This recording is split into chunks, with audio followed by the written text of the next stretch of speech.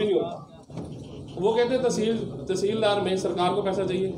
सरकार अपना एक सिंपल पर्ची क्रिएट कर ले कि भाई मैंने आपसे 120 रुपये गज लेना है, इस जगह पे 200 लेना है, देने को तैयार है। अपनी पर्ची कटवाएं और अपना रजिस्ट्री करवाएं। जो ये धक्के खिलाना, इधर उधर ले जाना, मतलब लोग पैसे भी देने को तैयार है तो भी काम नहीं हो रहा इस टाइम। मतलब तो साल से लागू हुई है, 6-6 महीने हो गए, 8-8 महीने तक खाते हुए काम नहीं बनता। लोग हुआ है कि इनके पास भी गए थे हम सारे, जो MP साहब हैं, MLA साहब हैं, यहाँ तक कि दुष्यंत चौटाला जी के पास भी ये बात सारी बातें जा चुकी हैं, CM सर के पास भी जा चुकी हैं, लेकिन उससे कोई रिजल्ट नहीं निकला। तो अब सारे आपके पास आए हैं, आपसे निवेदन लेंगे। एक तो विधानसभा सत्र का जैसे अब सत्र शुरू होना है तो आप उसमें ये मुद्दा उठाओ। इससे पूरा हरियाणा परेशान है, सिर्फ पानीपत नहीं, सारे जिले। अभी कई सारे पॉइंट है, वो अभी मेरे भाईजान और बताएंगे आपको सारे एक करके। तो सबसे जो आने वाले इलेक्शन का सबसे बड़ा मुद्दा है ना सर, वो इनकी अगेंस्ट यही मुद्दा क्रिएट करेगा। देखो वो तो चाहे जो भी हो, लेकिन लोग बहुत ही परेशान है इस चीज से। दूसरे को देते आपका पानीपत बहुत स्वागत करते हैं। छोटा साहब, आपके राज में 10 साल मौज रही, बिल्कुल मौज रही। आम जनता, व्यापारी, हर बंदा आपके राज में आपके साथ बहुत खुश था। 2015 के बाद हम तो जी यतीम हो गए जी, हमारा तो कोई वाली वारिस नहीं है। कभी कोई टैक्स, कभी कोई बात, कभी सर्कल रेट बढ़ोतरी, कभी निगम की समस्याएं, इन्होंने जीना दूभर कर रखा है जी। हर साल सर्कल रेट बढ़ाना, वो भी 200%। और इसके लिए अफसोस कोई नहीं है। माननीय विधायक साहब से मिले, कोई सुनवाई नहीं, सांसद साहब से मिलो, कोई सुनवाई नहीं, कहीं कोई सुनवाई था। अगर कोई समस्या है, शाहजी के पास गए, तुरंत निवारण हुआ। आपके माध्यम से, शाहजी के माध्यम से निवारण होता था। ये ऐसी बहरी सरकार आई है, मतलब मैं सच बता रहा हूँ, हम तो कोई वाली वारिस नहीं है जी हमारा। और हर चीज के लिए ऐसे कानून लागू किए जा रहे हैं जिसका कोई मतलब ही नहीं है। भुट्टा साहब, आपकी सरकार में पहले योजना बनती थी, फिर लागू होती थी। ये पहली ऐसी सरकार देखी है जो पहले लागू करती है, बाद में सोचते करना कैसे था। इनके पास किसी चीज का कोई सिस्टम नहीं है। अब निगम की बात हम करें, रजिस्ट्री के लिए इन्होंने 1.5 साल पहले एक कंडीशन लगा दी कि कोई भी रजिस्ट्री बिना प्रॉपर्टी ID के बिना नहीं होगी। ID लागू कर दी गई, लेकिन ID का क्या है कि उनके पास रिकॉर्ड ही नहीं है।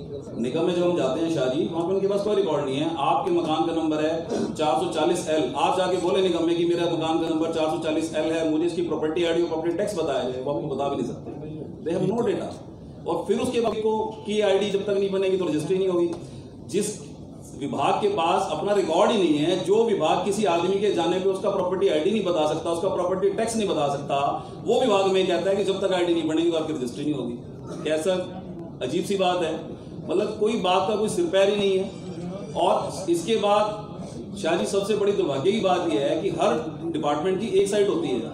हमारे पानीपत नगर निगम की 2 साइटें हैं। वो कहते हैं जी पहले एक प्रॉपर्टी ID ULB की साइट पे बनवाओ और NDC की साइट पे इसका नोट यूज करा के इसको दोबारा से अपलोड कराओ। फिर वो कहते हैं कि हम डिजिटाइज्ड हो गए हैं, हम डिजिटल इंडिया हैं, ऑनलाइन करते हैं। भुट्टा साहब, आपने इनको प्रॉपर्टी बेची शाहजी को, इनके नाम रजिस्ट्री हो गई, अब शाहजी को अपने नाम दोबारा जाके निगम में वही प्रक्रिया बनानी पड़ेगी। ये कहाँ का डिजिटल इंडिया है सर? मतलब कोई किसी प्रकार की कोई व्यवस्था नहीं है और इतने लोग परेशान हैं, आम जनता। 1-1 साल हो गया है। पानीपत का दिल, पानीपत की जान, मॉडल टाउन क्षेत्र है जो हमारे पानीपत का सबसे अच्छा एरिया है, 1 साल उसकी रजिस्ट्री बंद कर रखी है। किस लिए? कि हम डिवीजन नहीं करेंगे। मैं आज तक ये नहीं समझ पाया कि वहां पे 40 साल से आप प्रॉपर्टी टैक्स ले रहे हो, उन्हें डिवाइडेड प्रॉपर्टीज के आपने नक्शे पास किए हैं, उन्हें डिवाइडेड प्रॉपर्टीज पे आप डेवलपमेंट कर रहे हो, आप रजिस्ट्री कराने जाते हैं तो शायद वो कहते हैं रजिस्ट्री नहीं करेंगे। ये क्या मतलब हुआ इस बात का जी? आपने जब नक्शे पास कर दिए, उनसे फीस ले ली, कमर्शियल पास कर दिए, उनसे फीस ले ली, और 20 साल से 30 साल से उस डिवाइडेड प्रॉपर्टी का प्रॉपर्टी टैक्स ले रहे हैं। मान लीजिए 400 गज का मकान था और 2 हिस्सों में 200-200 गज करके बिका, वो 200-200 गज के 30 साल से प्रॉपर्टी टैक्स अलग लिया जा रहा है। उनके नाम पे प्रॉपर्टी ID भी है शाहजी, उनके नाम पे प्रॉपर्टी ID है, प्रॉपर्टी टैक्स लिया जा रहा है। आज हम जाते हैं तो NDC नहीं देंगे। क्यों नहीं देंगे? आपने डिवाइड कर दिया जी। कोई बात का कोई मतलब है? इलेक्शन पानीपत से है और उसके बाद पानीपत के व्यापारियों की सुनवाई नहीं हो रही है कि जब आपने पूरे हरियाणा में अनाउंसमेंट की, सेटलमेंट स्कीम लागू की, 15,000 प्लॉट होल्डर्स को आपने सेटल किया, 700 लोगों को छोड़ दिया, आज तक उसको छोड़ रखा है, जिसके लिए कोई सुनवाई कहीं नहीं हो रही। तीसरी समस्या क्या है कि आज हम तहसील में जाते हैं, मान लो कोई प्लॉट है 500 गज का और उसमें बना हुआ है 300 गज, 500 गज बना हुआ है बना हुआ 300 गज है, तो जो मौके पे उसी का तो कवर्ड एरिया लेंगे, उसी का तो स्टैंप ड्यूटी लेंगे। जो बिल्डिंग बनी ही नहीं उसके ऊपर वो हमसे स्टैंप ड्यूटी चार्ज कर रहे हैं, जिसका कोई मतलब ही नहीं है। उन लगाए गए हैं सॉलिड वेस्ट चार्जेस 2010 से लिए गए हैं। और शायद एक चीज और मैं आपके ध्यान में लाना चाहूंगा, निगम की अधिसूचना 2010 में लागू हुई, निगम यहाँ पे 2015 में बना और हमारे से 2010 से टैक्स लिया जा रहा है, जो कि कोई मतलब ही नहीं बनता। जिस दिन से निगम यहाँ पे ऑपरेशनल हुआ आप उसी दिन से टैक्स लेंगे और हमसे 2010 से टैक्स लिया जा रहा है। और अब नया टैक्स लगा दिया सॉलिड वेस्ट चार्जेस, वो भी 2010 से। निगम ने टेंडर किया 2017 में, शायद कमाल देखिए आप, निगम ने टेंडर सॉलिड वेस्ट चार्ज किया 2017 में, पैसे मांग रहे हैं 2010 से। मतलब मैंने तो ऐसा कभी जीवन में नहीं देखा हुड्डा साहब आपकी सरकार में, ये चीज कभी थी नहीं। और उसके बाद सबसे बड़ी जो दिक्कतें आ रही हैं कवर्ड एरिया को लेके, अब एक नया काम किया इन्होंने पानीपत में, यहाँ पे सर्कल रेट बढ़ा दिए जी, किसी एरिया में 300% रेट बढ़ा दिया, जिसकी कोई सीमा नहीं है। बुरी तरह से फंस गए हम और हमारे पास सिवाय आपकी और कोई उम्मीद की किरण नहीं है। किसी ने ट्रांसफर कराना है, उसकी ये सब काम पेंडिंग है। 1.5 साल किसको कहते हैं 1.5 साल? 18 महीने से लोग धक्के खा रहे हैं वहां। जब भी जाओ रटा रटाया जवाब है, जमाबंदी बन रही है जी, जमाबंदी लॉक है, कोई समय सीमा नहीं है। 1 महीना, 2 महीना, 3 महीना, कोई सिस्टम होना चाहिए। 1.5 साल से तक जमाबंदी का लॉक है और इंतकाल ना होने से लोगों को इतनी परेशानी आ रही है ना आदमी। और सबसे बड़ी बात क्या है कि इन सब चीजों के कारण भ्रष्टाचार बढ़ रहा है जी। अब क्या है जी, जब आदमी का काम नहीं होता है, आदमी मजबूर होता है शाह जी, भ्रष्टाचार के हाथों फंसता है जी। पहले इन्होंने मान सम्मान दिया किसी को, वो रिश्वत लेते हुए पकड़ा गया, अभी भी दिया और वो भी रिश्वत लेते हुए पकड़ा गया। हुड्डा साहब मुझे मालूम नहीं है सरकार क्या कर रही है। पानीपत की जनता ने यहाँ का मेयर, MLA, MP पूर्ण बहुमत से अपने गले लगाया था, परंतु यहाँ के MP खुद डीलर बन गए हैं और हमारे जो MLA साहब है वो सुनते ही नहीं है। एक भी साहब वहाँ बैठे और एक भी साहब है ये चुप बोलते नहीं है और वो बोलने से हटते नहीं है। दोनों भी साहब की ये तुलना हुई है जी। हाँ, और गरीब आदमी का जो मैं एक कहना चाहता हूँ कि चलो व्यापारी बिजनेस है, किसी को जरूरत पड़ गई, व्यापारी को 6-6 महीने निगम के धक्के खाएगा। अगर उसको अर्जेंट कोई पैसे की जरूरत है, शादी की, व्यापार की, बिजनेस की, तो कहाँ जाएगा वो?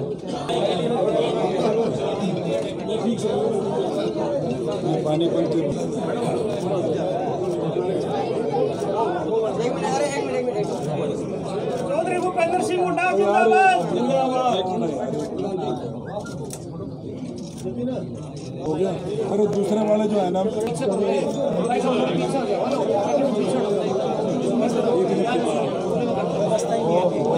सुनी है समस्याएं, जैसे प्रॉपर्टी ID की समस्या है। अब 2 भाइयों में पहले डिवीजन हो चुका है, अलग अलग प्रॉपर्टी टैक्स दे रहे हैं और आज रजिस्ट्री नहीं कर रहे। इस किस्म की समस्याएं हैं। एक सेक्टर ये जो डिस्क्रिमिनेशन किया है, एनहांसमेंट की था और जगह दे दिया, एक सेक्टर में दिया, 29 सेक्टर में, जैसे इन्होंने बताया 29 सेक्टर में एनहांसमेंट का कंसेशन नहीं मिला, तो पूरे पानीपत के और जगह उन्होंने दिया है। इसी प्रकार से किया, मतलब ऐसा कानून ये है।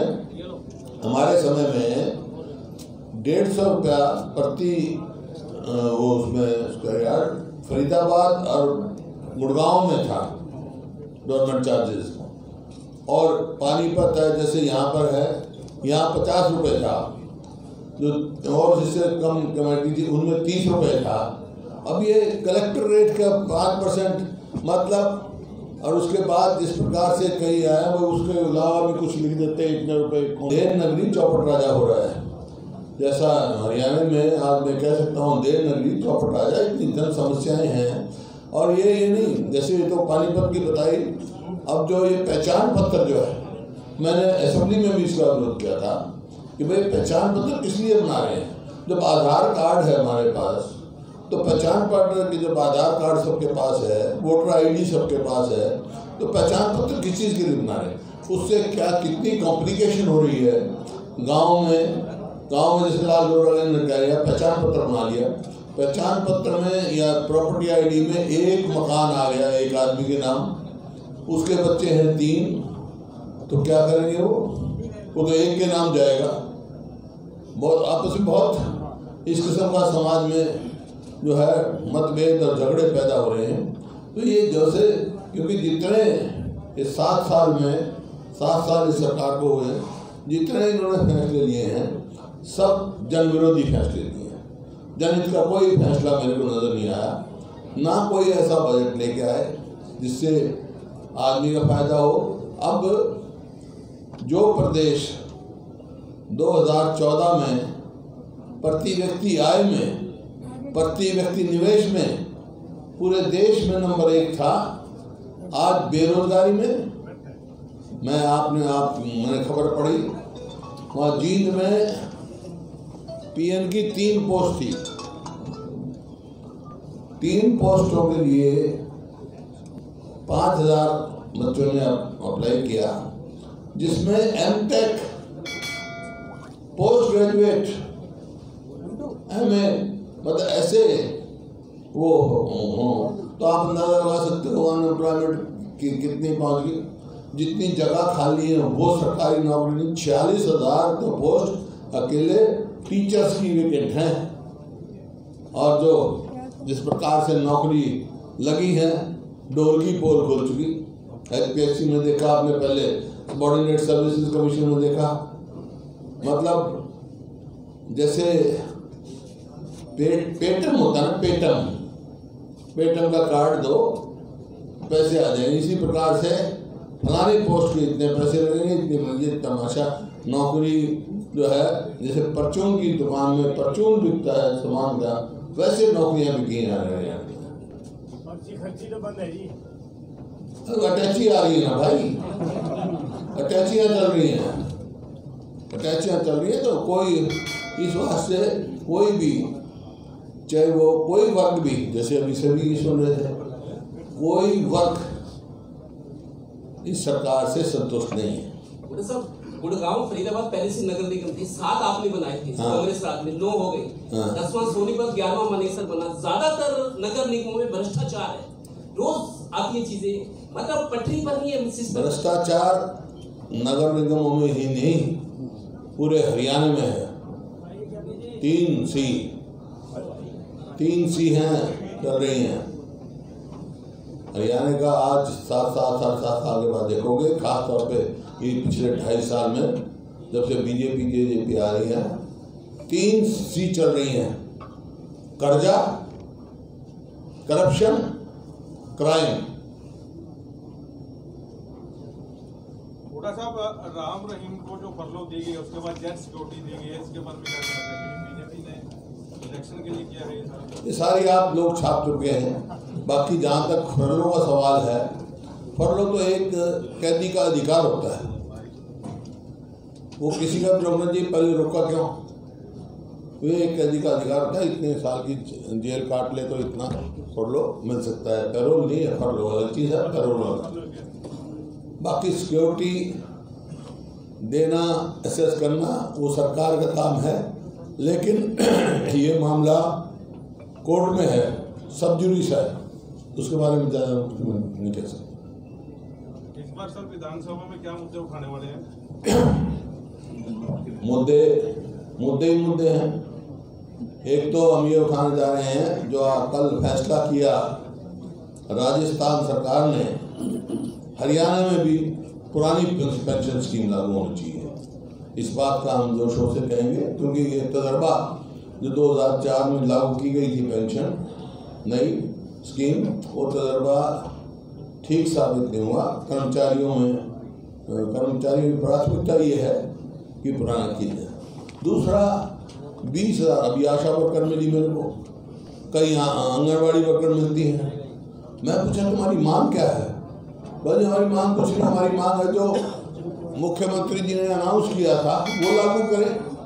अनाउंस करते वक्त जो बात मान लो सपोजिंग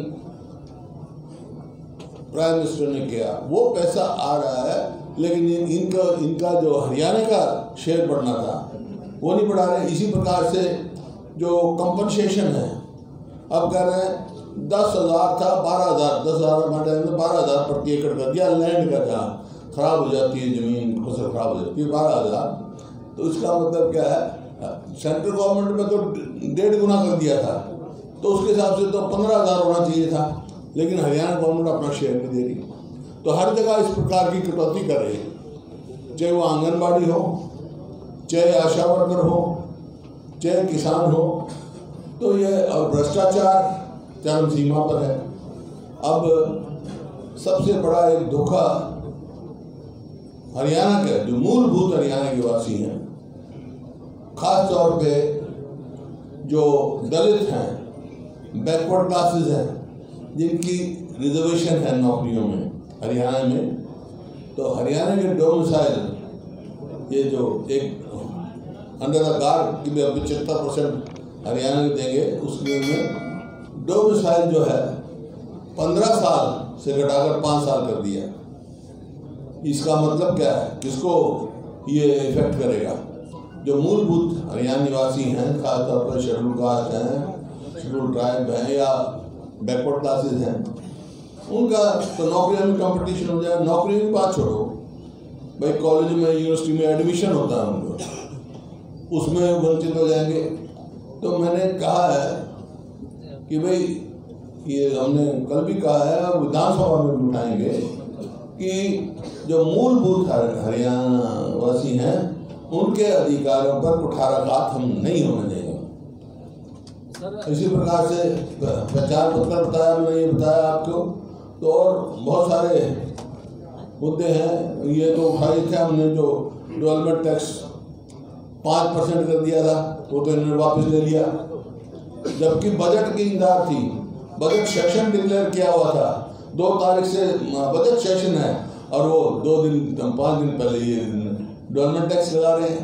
नहीं कर सकते हैं। तो इस किस्म की जो है सरकार जो है, मैंने कहा ना, अंधेर नगरी चौपट राजा का रखा है। सर, नौकरी में 75% आरक्षण की बात कर रहे हैं, जिसका सभी लोग विरोध कर रहे हैं, इसका क्या कहना है? मैंने कहा ना कि भाई ये 75% हरियाणा वासी, जैसे मान लो HSIDG में, उसमें भी हमने कहा था, लेकिन डोमिसाइल 15 साल से 5 साल करने का मतलब क्या है? किसी भी प्रदेश में 5 साल का डोमिसाइल कहीं नहीं है, मतलब रेजिडेंस सर्टिफिकेट डोमिसाइल हम कहते हैं उसको। हरियाणा में इसका मतलब क्या है?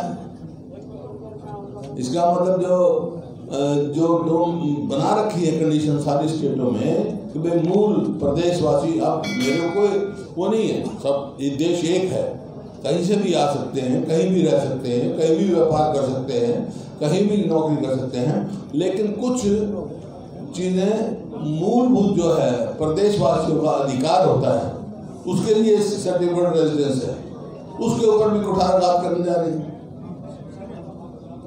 शराब का चुनाव आपका बहुत दिनों से नहीं हुआ है, जिला अध्यक्ष का चुनाव घोषणा होने बाकी है। किस चीज का? कांग्रेस संगठन का चुनाव नहीं चल रही है, जिला अध्यक्ष भर्ती चल रही है, एनरोलमेंट चल रही है। 31 मार्च लास्ट डेट है, सब चुनाव होगा, जिला अध्यक्ष का भी होगा, ब्लॉक के अध्यक्ष का भी होगा, प्रदेश अध्यक्ष का भी होगा और अखिल भारतीय का भी होगा। सब चुनाव की प्रक्रिया चली हुई है। कांग्रेस कहाँ आ सकती है? कांग्रेस विधानसभा चुनाव चल रहे, कांग्रेस की कहाँ उम्मीद है? देखिए, कांग्रेस की पंजाब में सरकार बनेगी, उत्तराखंड में बनेगी और गोवा में बनेगी, और उत्तर प्रदेश मणिपुर का मेरे को पता नहीं, वहाँ से मेरे को, लेकिन बताते हैं वहाँ भी अच्छी पोजीशन। और उत्तर प्रदेश में जो हमारा था आधार, उसमें काफी हमारे को हो सकता है, और इस स्थिति में कांग्रेस पहुंचेगी कि कांग्रेस के पास बैलेंस आ सकता है। सर, प्रदेश में कांग्रेस एक्टिव दिखता है, अपनी पार्टी हम उस तरह से एक्टिव नहीं है। नहीं, ये एक्टिव है। कोरोना समय में जैसे जैसे हमने विपक्ष आपके समक्ष कार्यक्रम किया, हमने मेमोरेंडम भी दिए कि इन जगह हम कर चुके हैं, करनाल जगह, उसके बाद हमने जींद में किया और उसके बाद हमने मेवात में किया। अब 13 तारीख को कुरुक्षेत्र में करेंगे वहां पर, और वहां से फिर आगे करेंगे, हिसार सिरसा इधर जाएंगे। सरकार में बैठे लोग कहते हैं कि 90 के 90 विधानसभा क्षेत्रों में बराबर काम हो रहा है, विकास हो रहा है। आपकी पार्टी के बैठे हैं, आज ये बता सकते हैं काम क्या क्या हुआ है जब से आप MLA बने? कुछ नहीं हुआ। ऐसा है, इन्होंने काम किया, मैं बताया ना, कर्जा बनाने का काम किया है। भाई पानीपत है, करनाल है, आप सब यहीं के हैं, आपको कोई ऐसा काम दिखाई दे रहा है क्या? आप पत्रकार हैं, आप तो यहाँ के खाली पत्रकार नहीं, हरियाणा वासी हैं, हरियाणा में घूमते हो, कोई आपको नजर आ रहा है? हमारे समय में बताएं, कोई जिला ऐसा नहीं जहाँ कोई ना कोई काम नहीं हुआ हो। पंचकुला में national institute of fashion technology आया है, निफ्ट। कुरुक्षेत्र में देश का दूसरा नेशनल इंस्टीट्यूट ऑफ डिजाइन आया, बन रहा है कुरुक्षेत्र में। एक अहमदाबाद में, दूसरा कुरुक्षेत्र में बन रहा है। करनाल में कल्पना मेडिकल कॉलेज बना है, और पानीपत में जो ये आपकी रिफाइनरी है उसकी डाउन स्ट्रीम्स की वो लेके आए, और प्लास्टिक इंजीनियरिंग की वो लेके आए हम। और फिर आप जाओ सोनीपत, सोनीपत में राजीव गांधी एजुकेशन सिटी, मुरथल जो इंजीनियरिंग का था उसको यूनिवर्सिटी बनाने का काम किया, महिला यूनिवर्सिटी, और देश का आज़ादी के बाद पहला सरकारी तंत्र में महिला मेडिकल कॉलेज कानपुर में। फिर फरीदाबाद जाओ, वहाँ मेडिकल आपका मेडिकल कॉलेज फरीदाबाद में। और फिर आप वहाँ जाओ, YMCA जो एक छोटा सा इंस्टीट्यूट था उसको यूनिवर्सिटी बनाने का काम किया। मेवात में मेडिकल कॉलेज, और सड़कों का उनका छोड़ दो। रेवाड़ी में इंदिरा गांधी यूनिवर्सिटी, सैनिक स्कूल। गुड़गांव में, मतलब शिक्षा की बात कर रहा हूँ, और तो फिर बता दूँ। गुड़गांव में देश की पहली डिफेंस यूनिवर्सिटी गांधी पत्थर प्रधानमंत्री ने रखा। महेंद्रगढ़ में सेंट्रल यूनिवर्सिटी जहाँ मेडिकल कॉलेज है सारा का प्रावधान था। यहाँ राजीव गांधी एजुकेशन सिटी में आपका डॉक्टर आम्बेडकर के नाम से लॉ यूनिवर्सिटी, और कई university I. Law institute private है, अशोका, तो SRM लॉ तो हमारे लॉ कॉलेज है, लॉ स्कूल बना। इसी प्रकार से भिवानी इलाहाबाद चौधरी बंसीलाल के नाम से यूनिवर्सिटी बनाई, जिसमें मेडिकल कॉलेज का प्लान था, मंजूर कराया हुआ था हमारा, ये अब तक नहीं पूरा कर सके। इसी प्रकार से आप झज्जर आओ, एम्स जो सबसे बड़ा, सबसे देश का सबसे बड़ा कैंसर इंस्टीट्यूट, क्योंकि कैंसर से हमारे बहुत आदमी छोड़ रहे थे। फिर आप रोहतक आओ, IIM और विजुअल आर्ट्स यूनिवर्सिटी, और इसको मेडिकल कॉलेज था उसको मेडिकल यूनिवर्सिटी बनाया। फिर आप हिसार जाओ, लाला लाजपत राय के नाम से एनिमल साइंसेज की यूनिवर्सिटी बनाई। आप जींद आओ, चौधरी रणबीर सिंह के नाम से यूनिवर्सिटी बनाई। इसी प्रकार से आप सिरसा जाओ, सिरसा में चौधरी लाल के नाम से 4 कमरों की यूनिवर्सिटी, आज उसको राष्ट्रीय स्तर की यूनिवर्सिटी बनाई हमने। तो किसी भी आप देखो शिक्षा में इसी प्रकार से एक समस्या जो थी बिजली की, बैठा इनके वहाँ चाय पी रहा था बिजली की, क्यों बिजली एक समस्या थी। बिजली फैसला करती थी, चुनाव जिताती थी, हारती थी। हमने सरप्लस बिजली में ये उसका भी इस्तेमाल कर। आप यमुनानगर में पावर प्लांट हमने लगाया, हिसार में लगाया थर्मल पावर प्लांट, 2 झज्जर में लगाए, फतेहाबाद में जो न्यूक्लियर पावर प्लांट लगाया, पानीपत के इसका हमने एनहांस किया, यहाँ पे हमारी वो बनती थी, और फरीदाबाद में न्यूक्लियर उसका एनहांस किया। तो मतलब आज हरियाणा की स्थिति है, बिजली सरप्लस है। जो एजुकेशन में जो बच्चे यहाँ से बाहर जाते थे पढ़ने के लिए, इंजीनियरिंग मेडिकल, यहाँ पढ़ते हैं। एक मेडिकल कॉलेज था हरियाणा में, वो भी हरियाणा बनने से पहले मेरे पिताजी कभी मंत्री थे उस टाइम, रोहतक में मेडिकल कॉलेज बना, और कोई मेडिकल कॉलेज नहीं था हरियाणा में। आज आप जगह जगह मेडिकल कॉलेज हैं, यही कॉलेज हैं।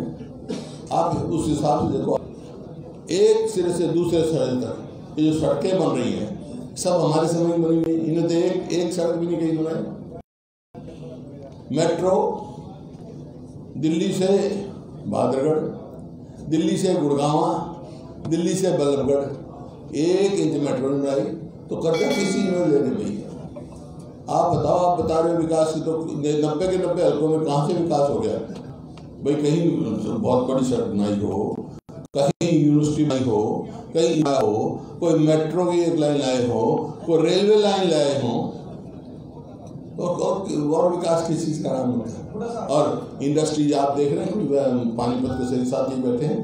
पानीपत जो हमारा एक किस्म से एक प्राइड सिटी थी, यहाँ से गवर्नमेंट को भी टैक्सेशन मिलती थी, यहाँ इन्वेस्टमेंट आती थी, यहाँ एक हब बना हुआ था, तो हर व्यापारी यहाँ रुकी है, हर रेजिडेंट यहाँ रुकी है। मैं सर एक ज्ञान एक पानीपत में अभी अच्छा लेने देने वाली नहीं, ये लेने लेने वाली है। जो हुड्डा में इन्होंने अब प्रावधान कर दिया, देखो हुड्डा का जब बना, Hooda Haryana urban development authority बनी थी, आज तो उन्होंने कुछ नाम रखा है, शहरी विकास प्राधिकरण। जब ये बना था तो उस time no profit no loss पे था, और ये था कि जो गरीब आदमी है, मध्यवर्गीय लोग हैं, वो प्लान सिटी में अपना मकान बना सकें। आज वो पॉलिसी खत्म कर दी, आज तो प्लॉटों की ऑप्शन होगी। तो इसका मतलब ये है गरीब आदमी, मध्यवर्गीय जो आमदनी का आदमी है, वो मकान की सोच नहीं सकता है, तो फिर तो बड़े बड़े धनाढ़ वही लेंगे। ऑक्शन का भी बड़ा सिस्टम से उन्होंने किया है। कैसे? मान लो 100 प्लॉट हैं जगह, 15 एक बार वो करेंगे, ऑक्शन करेंगे, ताकि उनका भाव बढ़ जाए आस पड़ोस में, 15 बाद में करेंगे। तो इस किस्म की ये पॉलिसी जो है, जन विरोधी नीति जो है, ऐसी बहुत है। इसको हम बारे में क्या कहना चाहोगे?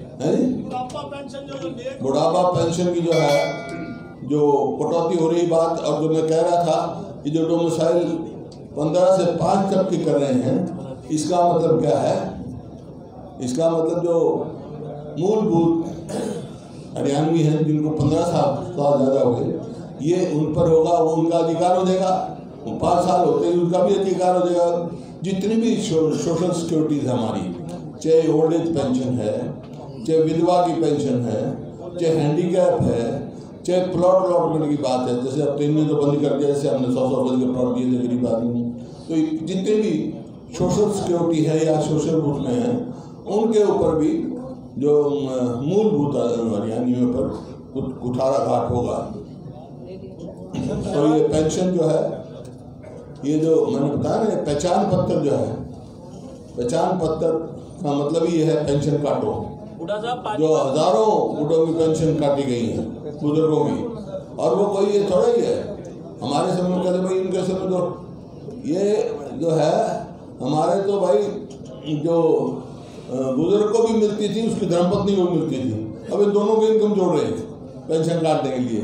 वो तो बुजुर्ग सम्मान पेंशन है, कोई वो नहीं है कि उससे वो होगा। और जो वायदा किया था लोगों से, तो ये वायदा करके आ जाए 5100 रुपये हम देंगे।